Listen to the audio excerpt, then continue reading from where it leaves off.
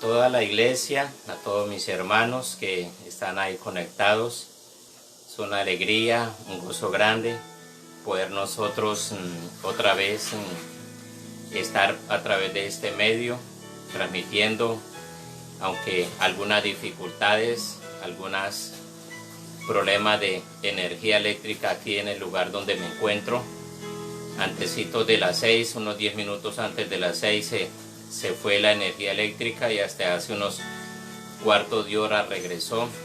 Pero sé que hay un propósito en esto, dice la escritura, y ese texto lo tenemos grabado en nuestra mente y en nuestra conciencia y nos llena a nosotros de aliento siempre, un texto que siempre nosotros estamos tomando, y dice que para los que confían en Dios todas las cosas nos ayudan para bien.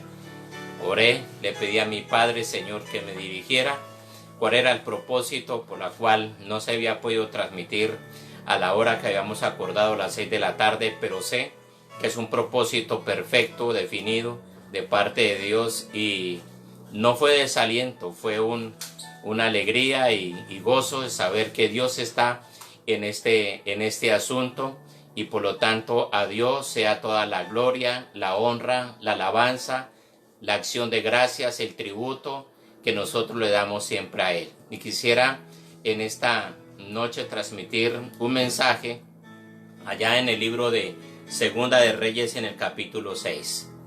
Segunda de Reyes capítulo 6, sé que hay una palabra aquí, y como Dios le dijo a Jeremías, clama a mí, yo te responderé y te enseñaré cosas grandes y ocultas que tú no conoces. Y hemos clamado, y aquí hay cosas grandes que Dios nos ha revelado y que tienen un propósito de transmitir, de ser transmitido a nuestras vidas, y a ser transmitido a nuestras vidas traer una fortaleza, un aliento, una dirección, una vida en abundancia y una preparación más para ese día glorioso. Les animo a todos mis hermanos a prepararnos más todavía en santidad, en pureza. Preparémonos en todas las cosas que tengamos que arreglar aquí. Un día Dios le dijo a Ezequías, Ezequías, alista tu casa, arregla tu casa, porque vas a partir. No estoy diciendo con esto de que de pronto alguno de ustedes o este servidor va a partir, no. Me estoy refiriendo a la venida de Cristo. Tenemos que estar preparados, y todavía falta mucho en nosotros, en muchas vidas, una preparación, una santidad, unos vestidos limpios, un testimonio, un crecimiento espiritual, y les animo a que nos preparemos más todavía. Y quiero leer del capítulo 6 de Segunda de Reyes, el versículo 24 y el versículo 25. Y dice la palabra del Señor. Capítulo 6, Segunda de Reyes, versículo 24 y versículo 25. Después de esto aconteció que Ben-Hadad, rey de Siria, reunió todo su ejército y subió y sitió a Samaria. Y hubo gran hambre en Samaria a consecuencia de aquel sitio, tanto que la cabeza de un asno se vendía por 80 piezas de plata, y la cuarta parte de un cab de estiércol de paloma por 5 piezas de plata.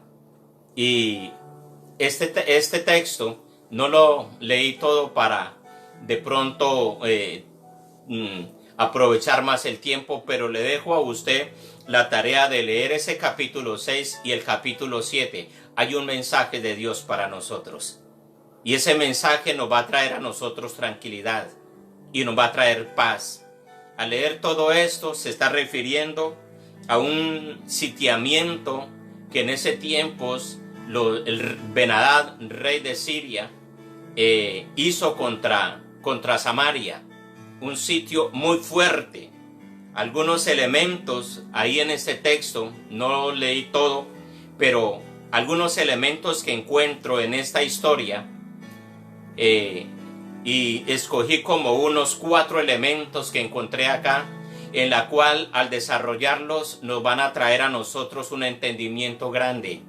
Los tiempos que estamos viviendo son casi idénticos, tienen alguna relación, tienen un ejemplo en esa historia, un sitiamiento. Se habla de Samaria. El mundo entero está padeciendo casi lo mismo y va a los niveles que llegó Samaria. Y encuentro que hay algunos elementos que son simbólicos o proféticos en esta verdad espiritual que nos liberará a nosotros, nos dará una enseñanza de cómo nosotros podemos vencer, cómo nosotros podemos salir triunfantes ante las adversidades, cómo nuestra mente se va a aclarar, cómo el discernimiento de espíritu va a ser más nítido, cómo la visión de nosotros como que va a ser más clara que antes, y le damos gracias a Dios por eso. Y algunos elementos que escogí aquí, proféticos, simbólicos, encuentro que está Ben-Hadad, es un elemento, lo voy a tomar, Ben-Hadad. Y Ben-Hadad es quien ataca. Y también encuentro Samaria, segundo elemento. Samaria es el que es atacado. Un tercer elemento habla de un sitiamiento. El sitiamiento es el arma que usó Ben-Hadad para atacar a Samaria. Y un cuarto elemento que quiero desarrollarlo es el profeta. El profeta representa, simboliza una palabra de Dios para salvación. Una palabra de Dios para salvación. Quiero que pongamos atención a esto. Y yo sé que a nosotros nos va a llenar de mucha fe. Cuando estuve escudriñando este tema, algo dentro de mí como que se fortaleció más que antes, porque necesitamos esa fortaleza. Ahora, el primer elemento que decía es Ben-Hadad. Ben-Hadad es quien ataca. Ahora, para nosotros hoy día, proféticamente, Ben-Hadad es el mismo diablo, porque el diablo es el que ataca. Es el Señor, es el Padre, es el Rey de las tinieblas, que Jesucristo, la persona del Señor Jesucristo, lo llama el ladrón. El ladrón no viene sino para robar, matar y destruir. Ben-Hadad simboliza eso. Proféticamente es el mismo diablo, porque está atacando, está sitiando. Señor Jesucristo nos dio a nosotros esa verdad. El propósito del diablo se resume en tres elementos, tres principios que se resumen: robar, matar y destruir. No hay nada de compasión, no hay nada de misericordia, no hay ningún bien en el diablo. Y cuando me refiero al diablo, me estoy refiriendo no tan solamente a él, sino a todo lo que él maneja: principados, potestades, gobernadores, huestes espirituales de maldad en las regiones celestes, a toda la organización del diablo. No hay ningún bien en él, no tiene la capacidad, no tiene la naturaleza de hacer ningún bien. Todo lo que él hace es mal. Entendamos esto. Ahora, ¿quiénes son aquellas personas que Ben-Hadad destruye? Pues a todas las personas que hay en el mundo, el diablo tiene el propósito de destruirlas. Jesucristo decía: el ladrón no viene sino para matar, robar y destruir.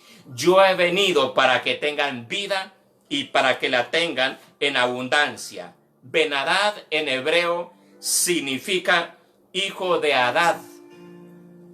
Repito esto: Ben-Hadad significa en hebreo Hadad, y Hadad significa un Dios. Entonces puedo decir que Ben-Hadad es el símbolo de un Dios.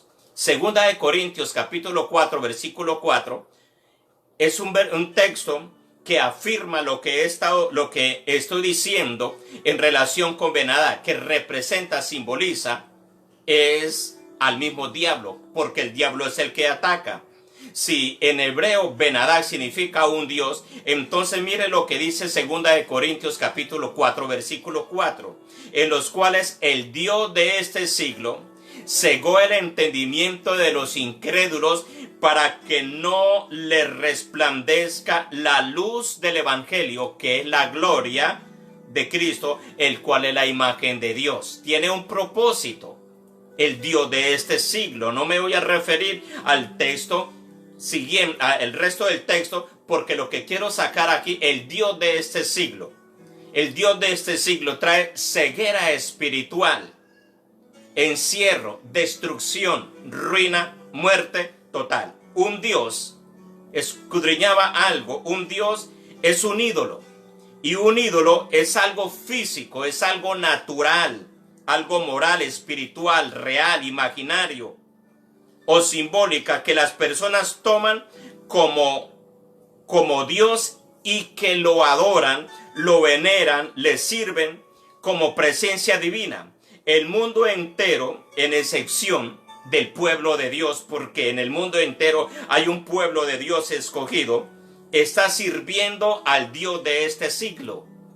El mundo entero, en excepción de la iglesia del Señor Jesucristo, le está sirviendo al Dios de este siglo. Porque según todos los designios que el diablo tiene, ellos los están haciendo. Todo lo que el diablo quiere, el mundo lo está haciendo sin pensar. Unos abiertamente están haciendo lo que al diablo le agrade, pero no me voy a profundizar en eso. ¿Por qué lo digo? Porque no están en los designios de nuestro Dios Todopoderoso, del Señor de señores, del Rey de reyes, del Padre Celestial. Entonces los que no están sirviendo a los designios de Dios, obedeciendo a los designios de Dios, entonces están sirviéndole al Dios de este siglo. Jeremías capítulo 2, en el versículo 13, el profeta habla lo siguiente y dice: porque dos males ha hecho mi pueblo. Me dejaron a mí fuente de agua viva y cavaron para sí cisternas rotas que no retienen agua. Dos males grandes. Y el primero me voy a hacer referencia. Me dejaron a mí, dejaron a Dios. Entonces, al dejar a Dios, no hay un lugar intermedio, no hay un lugar neutro donde el ser humano diga: yo no creo en Dios, yo no sigo a ese Dios, pero tampoco sigo al diablo. No hay un lugar neutro, simplemente se sigue a Dios o se sigue al Dios de este siglo.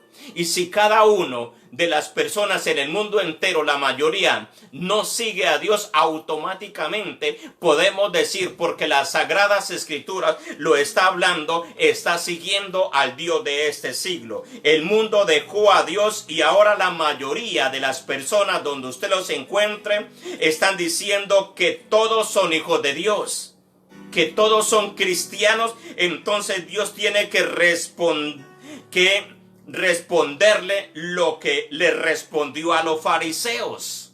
El Señor Jesucristo, cuando estuvo aquí en la tierra, los escribas querían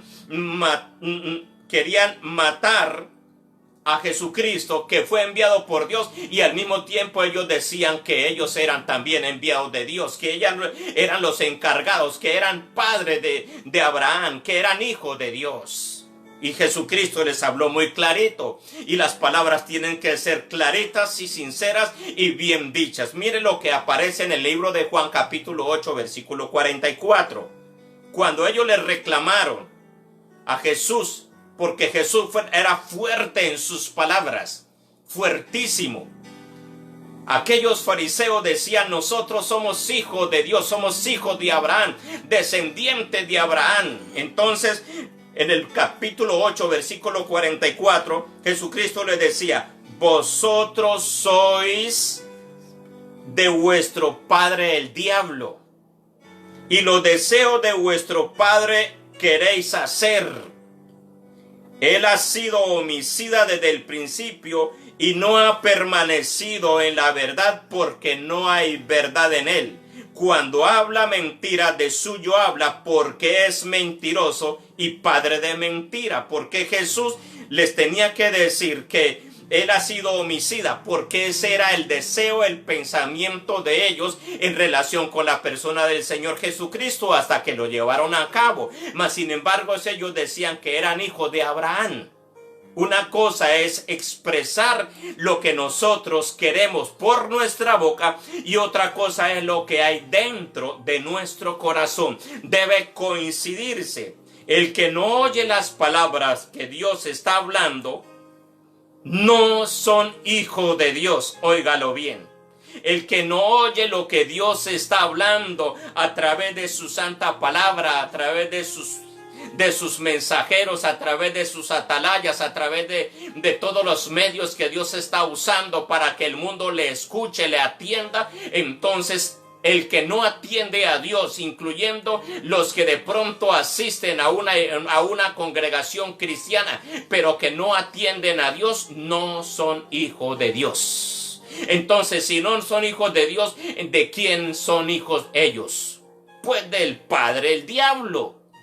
Porque los designios del diablo son los que más se hacen. Oyen, escuchan, como todos. Porque algunos van a decir, pero es que yo escucho la palabra del Señor. Sí, el diablo la escucha también. Pero hay una diferencia entre oír. Cuando la palabra del Señor habla de que tenemos que oír la palabra de Dios, no es simplemente accionar nuestro oído físico, sino accionar con nuestro oído físico, nuestro corazón, y al accionar nuestro corazón, nuestra mente, y al accionar nuestra mente, nuestras acciones. Es un conjunto completo. Lo que nosotros escuchamos de Dios debe de ser un testimonio completo, una evidencia, una forma de vivir para que nosotros en realidad seamos llamados hijos de Dios. Juan capítulo 8, versículo 47. Dice, el que es de Dios, las palabras de Dios oye. Repito esto, el que es de Dios, las palabras de Dios oye. Por eso no las oí vosotros, porque no soy de Dios. Jesús le está hablando a los fariseos. Y de pronto Dios tiene que hablar fuerte a algunas personas, porque algunas personas han escuchado la voz de Dios, pero no la han obedecido. Entonces, ¿cómo vamos a tener nosotros el derecho de decir nosotros sí somos hijos de Dios si no estamos obedeciendo a lo que Dios nos está hablando a través de sus palabras? Ben-Hadad ha atacado con mucha efectividad. Y es porque el mundo no ha escuchado la voz de Dios. Ben-Hadad proféticamente es el diablo, simboliza el diablo en ese texto. Y en ese punto, el que ataca, el que destruye. ¿Y por qué el diablo o Ben-Hadad simbólicamente ha atacado con una efectividad precisa? Pues porque el mundo no le está escuchando a Dios. No quiere saber las cosas que Dios está ordenando para hacer. De Dios quieren saber los milagros, las maravillas, los prodigios, las bendiciones, las respuestas y todo lo que viene de bendición de arriba para abajo, que venga todito. Pero de aquí para arriba que no haya obediencia, ni sujeción, ni señorío, ni llamado de atención, y que Dios se complazca con todo lo que yo haga, así le haga el mal a otro. Tiene que haber recíproco. Por ese motivo es que el diablo tiene tanta efectividad en el mundo entero y nosotros lo estamos viendo hoy. Ahora, un segundo elemento que encuentro. Samaria. Samaria es el que es atacado. Samaria representa a quienes el diablo ataca. Pero ¿por qué Ben-Hadad pudo atacar con tanta efectividad a Samaria? ¿Por qué pudo hacerlo? En el reinado de David y en el reinado de Salomón, para tener una idea quién era Samaria y por qué Ben-Hadad atacó, en el reinado de David y en el reinado de Salomón, que David fue el segundo rey de Israel y el tercero fue Salomón. en ese reinado había uno solo. Desde que reinó David era un solo reino. Ya cuando fue Salomón, Salomón cometió unos pecados grandísimos, se rebeló contra Dios después de que Dios le dio sabiduría grandísima, le dio riquezas, le dio fama, le dio triunfo contra todos los enemigos. Entonces se alejó de Dios y tuvo una cantidad de mujeres, 700 concubinas y 300 mujeres reinas, y a cada una le colocó una mansión, y cada una venía con su propio Dios y con sus propios idolatría, y entonces resultó Salomón adorando aproximadamente como a 1000 dioses, incluyendo a Dios. Y creo que el que menos le sacaba era a Dios. Entonces, ¿qué podíamos esperar? Después de que Salomón terminó el gobierno, entonces la nación de Israel se dividió en dos. Entonces quedó la nación del norte y la nación del sur. La más grande fue la del norte y la más pequeña fue la del sur. En la del norte hubo una capital y en el sur también hubo una capital. La capital del norte se llamaba Samaria. Entonces, por eso hago referencia a esto. Ahora, Samaria representaba la capital del reino del norte, que era más grande. ¿Por qué Samaria prácticamente quedó desamparada? Por los pecados que se sucedieron dentro de ellos. Salomón pecó gravemente, y quisiera leer una porción de la Escritura allá en el libro de Reyes, en el capítulo 11, versículo 7 hasta el versículo 13. Dice: entonces edificó Salomón un lugar a Quemos, una potestad satánica, lo entendemos nosotros, ídolo abominable de Moab, en el monte en que está enfrente de Jerusalén, a Moloc, ídolo abominable de los hijos de Amón. Así hizo para todas sus mujeres extranjeras, las cuales quemaban incienso y ofrecían sacrificios a sus dioses a causa de su pecado, que no fue poco. Dios se enojó en gran manera, y se enojó Jehová contra Salomón, por cuanto su corazón se había apartado de Jehová, Dios de Israel, que se le había aparecido 2 veces y le había mandado acerca de esto que no siguiese a dioses ajenos, mas él no guardó lo que le mandó Jehová. El gran enojo de Dios contra Salomón trajo como consecuencia la división del reino, la ruptura del reino. De ahí en adelante, entonces fue el reino del norte y el reino del sur. Después de que Salomón murió, sucedió como Dios lo había dicho. El reino de Israel se dividió en dos: el reino poderoso y glorioso de Salomón, que pudo haber sido bendecido por siempre como le fue prometido a David, ahora es lo contrario, y ese reino llegó rapidito a su fin. Salomón tenía las promesas de Dios, tenía a Dios como su guía, también tenía la respuesta de sus oraciones, y aún así permitió que el pecado hubiese permeado su corazón, se apartó de Dios completamente. A lo largo de ese pecado, corrompió completamente también su nación, y gloria a Dios, jamás se interesó del todo en Dios. Ahora, Salomón había comenzado a poner cimientos muy tremendos contra Dios. Cimientos muy tremendos contra Dios. No fue obediente hasta los últimos años. Como consecuencia, perdió absolutamente todo. Perdió absolutamente todo. Posteriormente, Dios lo había dicho: la nación de Israel se dividiría en dos: la nación de Judá, que era conformada por una sola tribu, cuya capital fue Jerusalén, y la nación del norte, conformada el resto de las tribus, cuya capital era Samaria. Ahora, ese Samaria representa a los que Ben-Hadad ataca. ¿Y cuáles son los que el diablo ataca? A los que se han rebelado contra la voluntad de Dios, contra los que se han vuelto contra Dios su espalda para no actuar, hacer, obedecer conforme Dios está estableciendo en su santa palabra. Alguien hoy me podía decir que en algún mensaje de los que hay por internet, y hay cantidad de material que nosotros podemos escuchar, me decía que en cierto país, no sé si es por allá en China, también están estudiando el tema de quitarle a los 10 mandamientos el primer mandamiento, y no se me hace raro de esto, porque ya el sumo pontífice, allá el mensajero de Ben-Hadad, que se llama, entonces ya dijo que la Biblia era obsoleta y que había que cambiarla por completo. Eso no es raro. Ahora, ese es Samaria. Ese es Samaria. Y encuentro un tercer símbolo. El tercer símbolo que voy a tocar es el aislamiento.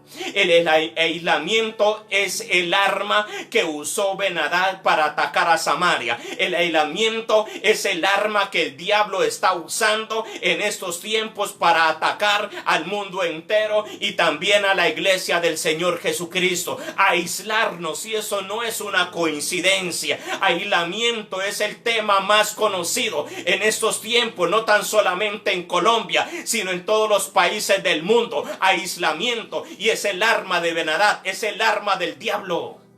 ¿Para qué motivo? Para destrucción. ¿Cuánto lleva el mundo entero? No más Colombia, le voy a decir, desde el 18 de marzo. 18 de marzo, ya vamos para el tercer mes. ¿Y cómo está nuestra nación? No está bendecida, no hay prosperidad, no hay avance, no hay empresas, no hay recursos. Y sigue avanzando las cosas. Ese es el sitiamiento, es la obra de Ben-Hadad, es la obra del diablo. El aislamiento es un arma efectiva de Ben-Hadad. Proféticamente hablando, el diablo. El arma que usó Ben-Hadad para atacar a Samaria fue el sitiamiento. Y en verdad es un arma demasiado letal. Letal. Efectiva. Contra el enemigo que Ben-Hadad quería destruir. Además,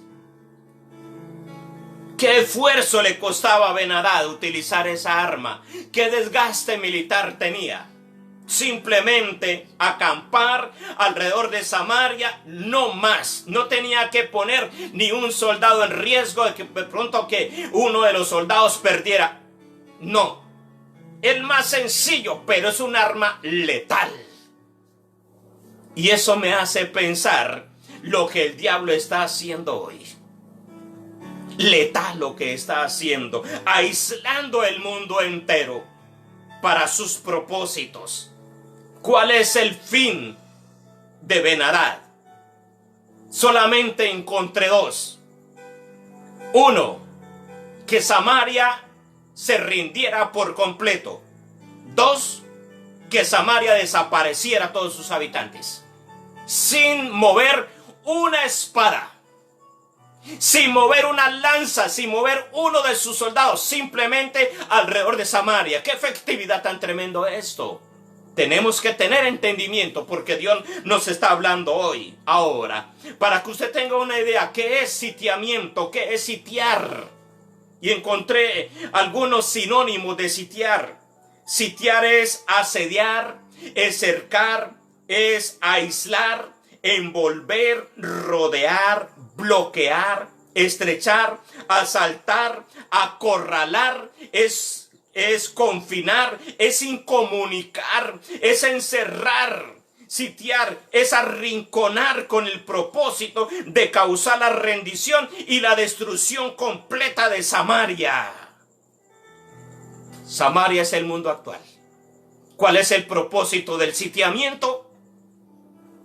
Destrucción completa. Destrucción completa. Y eso lo resumió Jesucristo en 3 palabras que toda la iglesia lo está mencionando hoy en día. Juan capítulo 10, versículo 10. El ladrón, que es el mismo diablo, es el primer símbolo que vemos aquí. Ben-Hadad, el ladrón, no viene sino para matar, robar y destruir. ¿A quiénes son los que está destruyendo? Al mundo entero. Al mundo entero.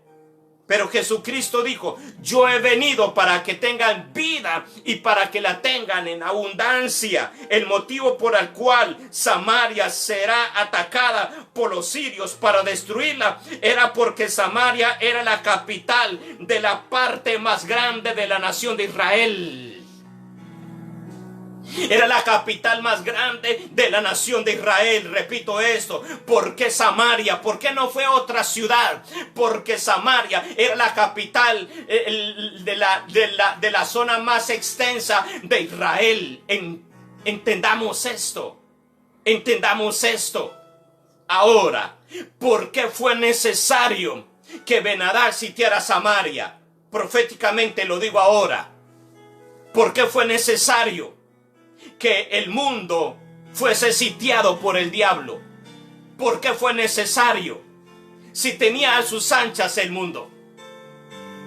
El diablo tenía sus anchas al mundo. ¿A quiénes tiene? La mayoría de los gobernadores de los países del mundo, de las potencias mundiales, están rendidos ante el diablo. Hacen lo que el diablo les está indicando, menos lo que Dios está indicando. No digo todos, porque sí hay algunos gobernantes que están haciendo la voluntad de Dios. Y por ende abajo, la mayoría de sus gobiernos, llámese Senado, llámese Congreso, cámaras y gobernadores de departamentos, etcétera, hasta un concejal, la mayoría de esos está bajo el dominio del diablo. Entonces, ¿para qué fue el motivo por la cual fue necesario sitiar al mundo entero, encerrarlo en cuartos? Si el mundo le estaba obedeciendo al diablo. Yo quiero decirle algo, encontré algo ahí en ese texto, que ahí en Samaria, primero, Samaria era la ciudad más especial de la nación de Israel, porque entre los dos reinos, la parte más grande era del norte, y Samaria era una de las ciudades importantísimas, era emblema. Ahora, dentro de Samaria, eso es mirando Samaria de Samaria hacia el exterior. Ahora mires de Samaria al interior. ¿Sabe quién estaba ahí en Samaria? Estaba el profeta Eliseo. Entonces, ¿detrás de quién iba Ben-Hadad? Iba detrás del profeta Eliseo. Ya lo había cogido en alguna ocasión a través de unas bandas armadas en un texto anterior que estuvimos exhortando hace algunos días, que a causa de que Ben-Hadad, los sirios, estaban allá planeando la destrucción, el ataque al pueblo de Israel, y entonces allá en Israel había un profeta llamado Eliseo, y todo lo que el rey sirio acordaba, planeaba, estructuraba, pensaba, diseñaba, estructuraba allá de destrucción, entonces allá lo escuchaba clarito el profeta. Y entonces en ese tiempo fue la primera vez que le hizo el viaje, lo sitió con caballos y jinetes, pero esa vez no fue en Samaria, fue en Dotán, esa ciudad. Ahora estaba en Samaria, fue la segunda vez. Entonces entiendo algo, no sé si me doy a entender lo que quiero decir. En ese tiempo, Ben-Hadad atacó a Samaria, primero porque era la capital de la parte más grande de la nación de Israel. Y lo segundo, el enfoque más segundo, era porque ahí estaba el profeta de Dios. Ahora, ¿por qué fue necesario ese sitiamiento en el mundo? En todo el mundo. Si el mundo entero, dice, está bajo el maligno, la mayoría de los gobiernos en el mundo entero están bajo la influencia del diablo, entonces ¿para qué era necesario encerrarlos? Entendamos lo siguiente, porque encerrarlos a todos también iba a encerrar, a sitiar al pueblo de Dios, a la iglesia, a confinarlos, a reducirlos, a mermarlos. Ese es el propósito de Ben-Hadad, del diablo en el mundo entero. No lo habíamos entendido. tampoco lo había entendido desde este punto de vista. Fue necesario para el diablo a crear un sitiamiento, porque eso es un sitiamiento. Un sitiamiento, primero dijeron son primeros 15 días y después dijeron a partir del 11 de mayo todo llega a su normalidad, y llegó el 11 de mayo y dijeron no, el 27, y ya dijeron ahorita que el primero, y después del primero siguen. ¿Hasta cuándo? Esto no es de Dios. Entendamos esto. Ese es un sitiamiento del mismo diablo para apagar, encerrar la iglesia. El sitiamiento de Satanás es una simbología profética del trabajo más fuerte que Satanás puede y está haciendo y seguirá haciendo contra la iglesia de Cristo en estos tiempos finales: asediarla, cercarla, aislarla, envolverla, rodearla, bloquearla, estrecharla, asaltarla, acorralarla, incomunicarla, encerrarla, arrinconar la iglesia hasta completamente aniquilarla, sin que nosotros podamos hacer algo. Y Dios nos está hablando. Dios nos está hablando. ¿Cuáles fueron las consecuencias del sitiamiento? Usted puede leerlo allá en el capítulo 7, 24, Segunda de Reyes 6, 24, y todo el capítulo 7. Usted puede leerlo. ¿Cuáles fueron las consecuencias de ese sitio en Samaria? Fueron lamentables y lamentables y lamentables. Al principio no se sintió. Y ustedes son testigos, porque muchos de los que me están escuchando son testigos de estos, porque tristemente le están doliendo y ya están diciendo ay, ay, ay. A los primeros días, el primer mes no dolió, el mes y medio no dolió, pero cuando ya tocó el segundo y va a tocar el tercero, va a doler. Va a haber hambre y ya la hay. Y si hoy se acabara ese sitio, yo no sé cuántos meses duraría la economía de nuestro país para que se restaure. No volvería a lo mismo. Sería un pueblo amedrentado, un pueblo miedoso, medroso. Por lo que de pronto viene otra vez el sitio de Ben-Hadad, del diablo, para nosotros. La hambruna tan tremenda es lo que hay. Y decía hace unos días, con esto creo que es la tercera vez que lo pronuncio: si esto sigue, y hoy lo veo más claro que antes, va a haber hambre. Y el hambre causa en las personas sin Dios agresividad, y la agresividad produce violencia, y la violencia produce muerte, destrucción. Entonces van a pelear, van a comerse en unos a otros. Eso es lo que estamos viendo. Va a llegar a un punto en que el hombre va a explotar. ¿Y qué autoridades van a haber? Ya están hablando en algunos países la ley marcial. El que no obedezca, de una vez mátalo. Entonces hay muerte. Ese es el propósito de Ben-Hadad. Y ya sabe quién representa a Ben-Hadad. El mismo diablo. El mismo diablo. Segunda de Reyes capítulo 6 versículo 25. Y hubo gran hambre en Samaria a consecuencia de aquel sitio, tanto que la cabeza de un asno se vendía por 80 piezas de plata, y la cuarta parte de un cap de estiércol de palomas por 5 piezas de plata. Algunos teólogos dicen que eso en realidad no era en realidad el estiércol de las palomas, sino que era de pronto otro alimento que era poco usado, que en ese tiempo cogió harto valor. La escritura habla muy clarito: estiércol de palomas. ¿Para qué lo utilizaban? Para comérselo. Entonces, ¿qué estaban comiendo? Estiércol de paloma. ¿A dónde lleva el sitiamiento del mismo diablo? Graves consecuencias trajo este sitiamiento.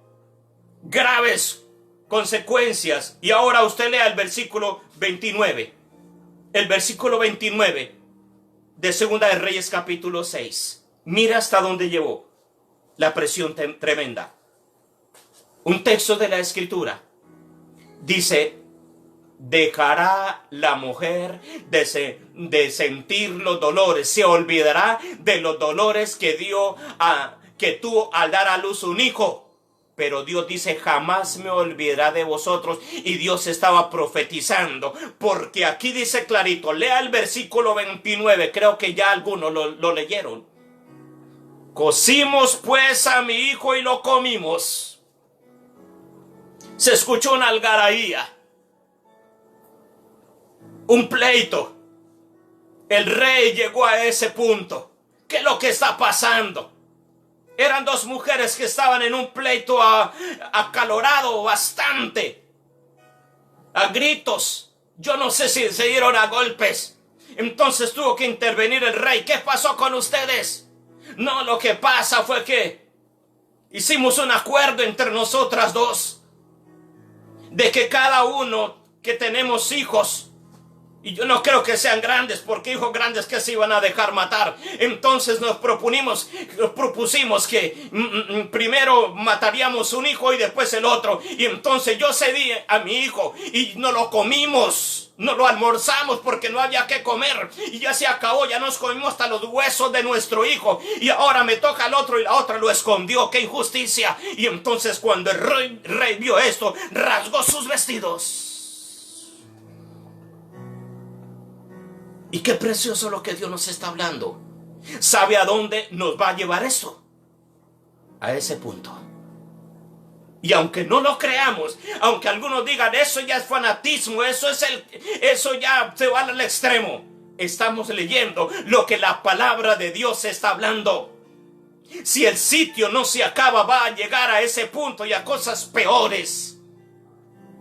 Peores. Dios ya había advertido esto.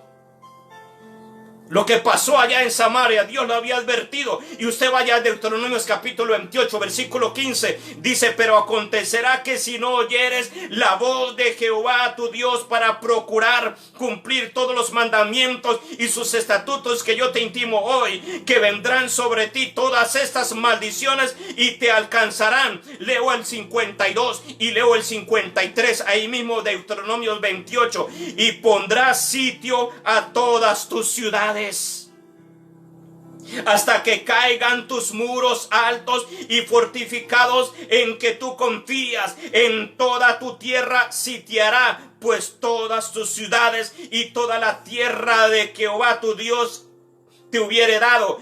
Versículo 53. Y comerás el fruto de tu vientre, la carne de tus hijos y de tus hijas, que Jehová tu Dios te dio en el sitio y en el apuro con que te angustiará tu enemigo. Eso fue lo que Dios le advirtió al pueblo: si no oyeren atentamente la voz de Jehová, el oído, la palabra del Señor. Entonces aquí nos está dando la salida.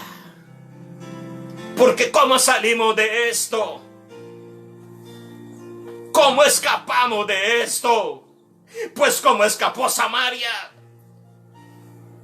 No fue que el rey se indignó y de una vez el rey rasgó sus vestiduras y entonces buscó allá al profeta, buscó los sacerdotes que habían en esa época y comenzó a consagrarse, y trajo el arca del pacto y trajo los especialistas en la ley de Dios a consultar a Dios con el Urim y el Tumim y lo que se usaba en ese tiempo para buscar a Dios, y se humilló delante de la presencia de Dios. No, así no fue.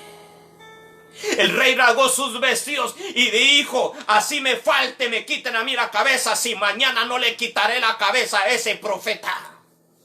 ¿Sabe que ese es el propósito del diablo? Quitarle la cabeza a la iglesia, matar la iglesia, decapitar la iglesia, desaparecerla, porque la iglesia es la piedra del zapato.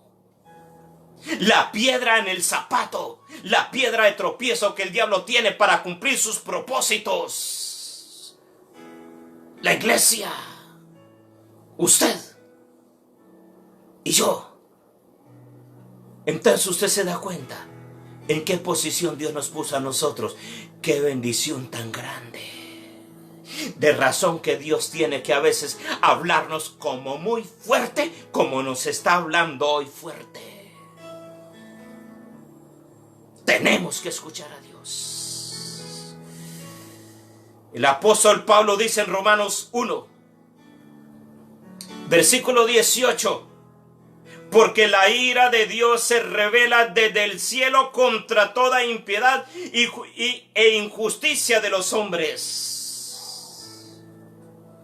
Muchos religiosos dicen que todas estas maldiciones no tienen nada que ver con nosotros, porque ya no estamos bajo la ley, sino bajo la gracia. Y el apóstol Pablo nos dice al respecto de esto, nos dice que, Gálatas 3:13, que Cristo nos redimió de la maldición de la ley, hecho por nosotros maldición, porque escrito está: maldito todo aquel que es colgado en el madero. Y esto es verdad, que Cristo se hizo maldición para redimirnos a nosotros de toda maldición y de todo pecado. Eso es cierto.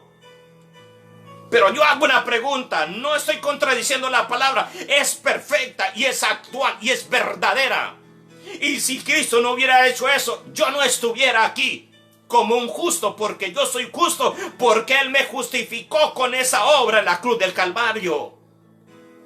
Y gloria a Dios. Pero hago la pregunta, ¿por qué hoy 28 de mayo 2020 en todo el mundo estamos padeciendo de múltiples maldiciones que están escritas en la ley segunda Deuteronomios capítulo 28? Y léalo desde el versículo 16 hasta el versículo 68. Es una lista grandota de las maldiciones que las cuales el mundo las está padeciendo hoy en día. Pero voy a leer este texto. No la vamos a leer. Es una lista grande. Pero dice el 15, 18:15. 28:15, otra voz.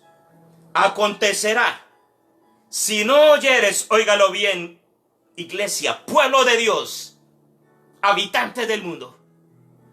Si no oyeres.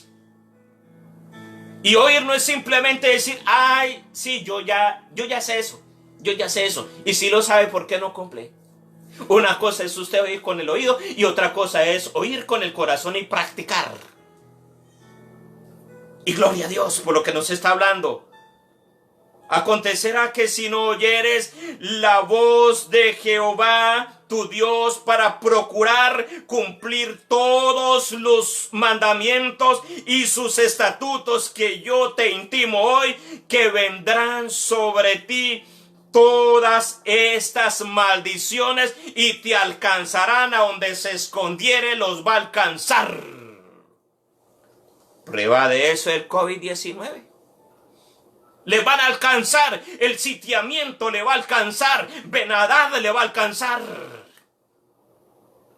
Esas maldiciones no vienen a nosotros siempre en cuando nosotros no rechacemos al Señor. Óigalo bien, no van a venir a nosotros, pero siempre en cuando nosotros no rechacemos todos los designios de Él. No únicamente las cosas que nos convienen a nosotros, sino todos los designios de Dios. Hebreos capítulo 10. Le voy a leer el 26. Porque si pecaremos voluntariamente después de haber recibido el conocimiento de la verdad, ya no queda más sacrificio por el pecado. Entonces ya nosotros no somos inocentes. Porque Ben-Hadad, repito, proféticamente hablando, simbólicamente, el diablo, el que sitia para secar, matar y destruir. Porque Ben-Hadad es efectivo aún contra el pueblo de Dios. Porque el pueblo de Dios, en una gran mayoría, no se está sujetando completamente a los designios, a la voluntad, al requerimiento de Dios. Y Dios tiene que seguir hablando hoy de esto. Es una palabra fuerte. Y no puedo callar. Lo que Dios me dice que yo hable. Porque la iglesia, me dijo Dios, a finalizar 2019, y lo repito otra vez, porque llega otra vez a mi memoria ese día, cuando Dios me dijo que iba a venir peste fuerte sobre esta tierra. Algunos hermanos les dije, hay que atesorar dinero, hay que guardar dinero, hay que ahorrar, hay que comprar alimento, tener reservas, porque iba a venir algo sobre la tierra. Y Dios me dijo, y lo recuerdo como si fuese en este mismo instante, y creo que Dios lo está confirmando otra vez, que a todo aquel que esté bajo su designio, bajo su voluntad, en obediencia, Él va a guardarlo completamente. Así esté en el mismo foco de la pandemia, no se le va a pegar. Entonces nosotros, ¿por qué andamos medrosos y miedosos? ¿Sabe cómo estaba el profeta? El profeta Eliseo en ese tiempo en Samaria. El profeta no estaba aguantando hambre. El profeta, lo más probable que en situaciones de esas no lo habla la escritura, pero por lo que Dios nos ha estado enseñando y por lo que hemos tenido que hacer muchos siervos de Dios para que mi Dios nos hable, el profeta estaba metido en oración y en clamor para que Dios le revelara, lo respaldara y le ayudara qué tenía que hacer por esa ciudad, porque tristemente en esa ciudad el profeta era el único que estaba escuchando la voz de Dios. Estaba orando, estaba clamando en Samaria. ¿Qué estaba pidiendo? Señor, diríjame qué es lo que tengo que hacer. Pasaron los días en Samaria. Se acabaron las provisiones. Se acabaron los recursos. ¿A quién compraban? ¿Cómo salían a recoger las cosechas si estaban encerrados en la ciudad? Los campos quedaban a la afuera de la ciudad, las siembras quedaban afuera de la ciudad. ¿Cómo salían ellos a recoger? Pues estaban tranquilos, no les dolió ni una muela mientras que se comían hasta el último granito de arroz y huevo. Bueno, hablo en el término de hoy porque lo que es más bueno, con un arroz y huevo ahí pasamos el día, pero no había nada. Entonces echaron manos a los hijos. Se los estaban comiendo. Se estaban comiendo los burros que eran elementos de carga y eran allá malditos, pero no había más. Entonces tenían que comérselos. Se estaban comiendo el estiércol de las palomas. Se estaban comiendo los animales inmundos. Yo creo que no quedó ninguna mascota en ese tiempo en Samaria. Se acabó completamente todo. El agua se acabó, la despensa se acabó por completo. Entonces cuando llegó a ese punto, entonces fue cuando el rey rasgó sus vestidos, mientras que el profeta estaba ya metido de rodillas clamando a Dios. Y cuando eso llegó a los oídos del profeta, lo que el rey dijo: así me quitan a mí mismo la cabeza, le voy a quitar la cabeza a ese profeta. Y entonces se levantó el profeta y fue cuando emitió palabra de Dios. Y cuando él emitió palabra de Dios, era porque ya la había escuchado de parte de él. No era simplemente adivinar, vamos a soltar a ver si de pronto funciona esto. No, eso no fue así. Fue en la intimidad de Dios, allá buscando la presencia de Dios, como usted y yo tenemos que estar para saber cómo salimos de ese sitiamiento. ¿Cómo salimos de ese sitiamiento? Y es lo que ese es el tercer punto. El cuarto punto, la simbología. El profeta representa a la iglesia, los que escuchan la voz de Dios para el mundo entero. La solución de esto no la tienen los científicos. La solución de esto no lo tienen las potencias mundiales que tienen que hacer algo para la vacuna. No, la solución no está en la vacuna. La solución no está en más medicinas. La solución está en la iglesia. Y el diablo lo sabe muy bien. Y por eso está sitiando y está prolongando el sitiamiento, el encierro, el aislamiento para que la iglesia no salga. Y muchos, tristemente, muchos cristianos ya murieron. Y no me estoy refiriendo físicamente. Bueno, físicamente algunos ya han muerto. Pero me refiero a lo espiritual. Se dieron por vencidos. Están desanimados. El diablo está haciendo fiesta. Los apagué. Los desanimé. Los maté. Ahora no están clamando. Pero lo que no ha contado es lo que Dios un día le dijo al profeta Elías. Cuando Elías dijo, yo solo he quedado, y Dios le dijo, no, tranquilo, no se equivoque, Elías. Yo tengo 7,000 que están doblando rodillas por esta tierra. Y yo quiero decirle, yo estoy dentro de esos 7,000. Y creo que hay más de uno en el mundo entero que están dentro de 7,000. Estamos doblando rodillas, estamos postrándonos delante de la presencia de Dios para que nos diga en qué momento ya podemos salir. Y vamos a salir. La salida de nosotros, la salida del mundo está en lo que encuentro en este cuarto símbolo, el profeta. El profeta representa la voz de Dios, el atalaya de Dios. Eso representa. Escuchemos a Dios. No soy el único que está hablando así. Dios tiene muchos. Y no tan solamente en esta nación, en varias partes del mundo, Dios tiene muchos. Algunos los puso en unos lugares de gobierno más grandes, porque podían. A mí me puso en este punto. Y suelto esta palabra, que la solución es nosotros escuchar la voz de Dios. Y Dios está dando a escuchar en todos los medios de comunicación. Dije dentro de mí, tenía que transmitir esto a las 6 de la tarde. Faltando 10 minutos, escuché una explosión por allá en una cuerda de alta tensión y se fue la luz. Dentro de mí, yo decía, esa palabra la voy a soltar hoy porque la suelto. Es el llamado de Dios, iglesia. Ben-Hadad quiere vernos a nosotros completamente muertos. Ben-Hadad quiere vernos a nosotros muertos. Por eso nos está sitiando. No le siga el fuego, iglesia de Jesucristo. No le siga el fuego.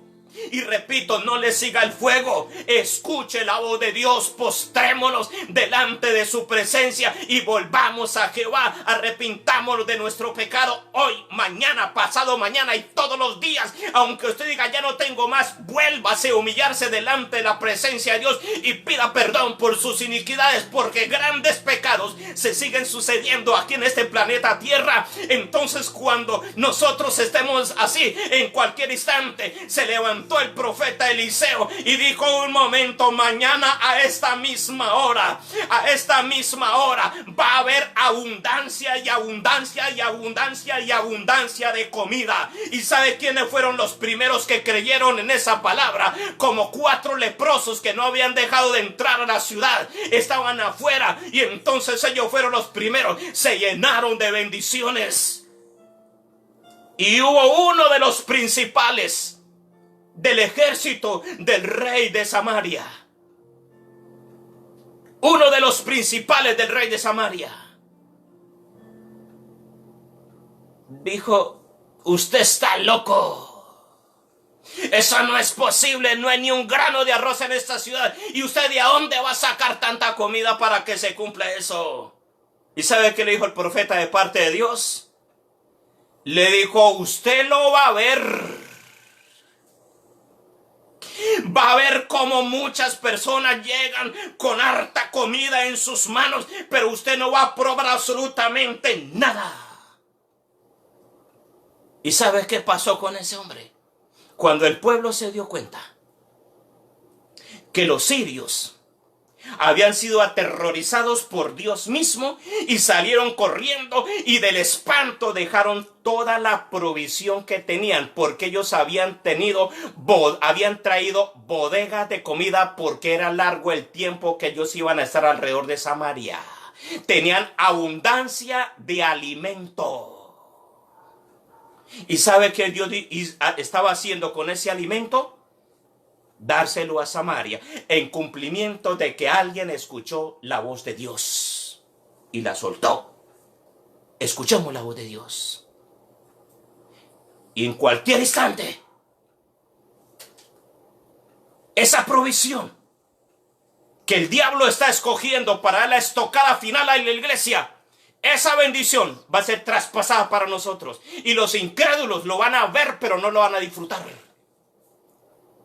Aquel principal del ejército estaba parado en la puerta, controlando la entrada y la salida. Y cuando el pueblo se dio cuenta de que en realidad era verdad, salieron cada uno como locos y se llevaron por delante al tal hombre.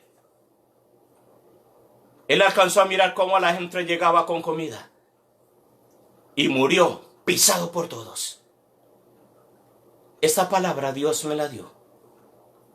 Y yo la suelto y exhorto a cada uno de mis hermanos que nos levantemos y nos pongamos nosotros a trabajar de aquí en adelante